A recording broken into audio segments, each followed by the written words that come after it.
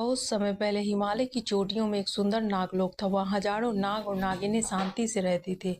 उनके राजा का नाम तक्षक था और रानी का नाम नीलम नागिन। दोनों एक दूसरे से बहुत प्रेम करते थे। तक्षक नाग वीर और शक्तिशाली था। नीलम नागिन के सौंदर्य की चर्चा तीनों लोकों में थी। वे दोनों शिव भक्त थे और प्रतिदिन कैलाश पर आराधना करने जाते थे। भगवान शिव ने उन्हें वरदान दिया कि उनका प्रेम अमर रहेगा। लेकिन एक दिन पृथ्वी पर एक साधु तपस्या कर रहा था। उसी जगह नीलम नागिन ने अनजाने में उसका ध्यान भंग कर दिया। क्रोधित साधु ने उसे श्राप दिया, तुम्हें मनुष्य लोक में जन्म लेना होगा। नीलम नागिन रो पड़ी और तक्षक से विदा ली। तक्षक ने वचन दिया कि वह जन्म जन्मांतर तक उसे खोजेगा। अगले जन्म में नीलम ने रूपा नाम की कन्या के रूप में जन्म लिया। रूपा सुंदर, शांत और रहस्यमयी थी। उसे सांपों से अजीब लगाव था। जब वह बड़ी हुई तो गांव के लोग उससे डरने लगे। एक दिन वह जंगल में जल लेने गई। वहीं उसने एक विशाल काले नाग को देखा। वह नाग कोई और नहीं बल्कि तक्षक था। रूपा को देखते ही तक्षक के पिछले जन्म की याद लौट आई। रूपा को भी अजीब सी आत्मीयता महसूस हुई। रात को उसे सपनों में नागलोक दिखाई देने लगा। तक्षक रोज रूप बदलकर उसके पास आता। धीरे धीरे दोनों के बीच प्रेम जाग उठा। परंतु गांव के कुछ लोगों ने यह रहस्य जान लिया।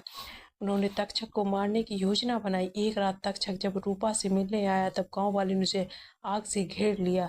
घायल नाग ने क्रोध में गांव को श्राप दे दिया, जो प्रेमियों को अलग करे उसका घर सदा उजड़ा रहेगा। रूपा तक्षक के पास दौड़ी और उसे अपने आंचल में छिपा लिया। तक्षक ने अंतिम सांस लेते हुए कहा, रूपा हम फिर मिलेंगे, इस जीवन में नहीं तो अगले में। रूपा ने वचन दिया कि वो उसका इंतजार करेगी। उसी रात रूपा ने भी प्राण त्याग दिए। अगले दिन गांव में भीषण तूफान आया। पूरा गांव जल में समा गया। केवल शिव मंदिर बचा।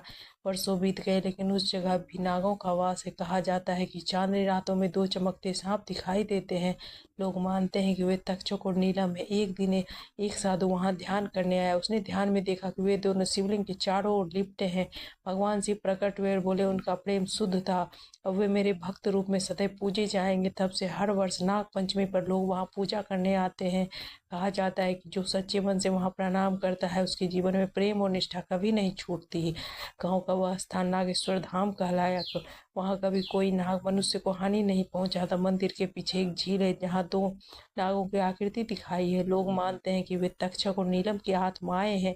आज भी रात में अगर कोई वहां दीप जलाता है तो दो चमकती आंखें झील के जल में प्रतिबिंबित होती है। वह प्रेम की अनंत ज्योति कही जाती है। उनके प्रेम ने यह सिखाया कि रूप नहीं भावना अमर होती है। श्राप भी सच्चे प्रेम को मिटा नहीं सकता। भगवान शिव ने स्वयं उन्हें नाग नागिन रूप में वरदान दिया।